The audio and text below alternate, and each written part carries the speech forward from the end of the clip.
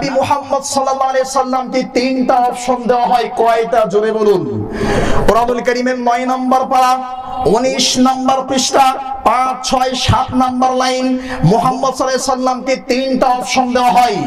ওয়া ইন ইয়ামকুরু বিকাল্লাযীনা কাফারু লিয়ুসবিতুকা আও ইয়াকতুলুকা আও ইউখরিজুক।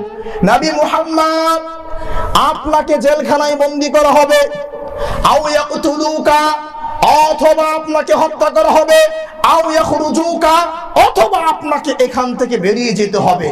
আপনাকে জেলখানায় বন্দী করা হবে, অথবা হত্যা করা হবে, অথবা আপনাকে দেশান্তরিত করা হবে। তাওহীদের দাওয়াত বন্ধ করতে হবে। মুহাম্মদ সাল্লাল্লাহু আলাইহি সাল্লাম তাওহীদের দাওয়াত বন্ধ করে দিয়েছিলেন, তাই না? বন্ধ করেন নাই, তিনটা অপশন দিয়েছিলেন।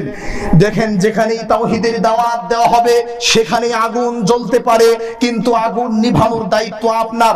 চলুন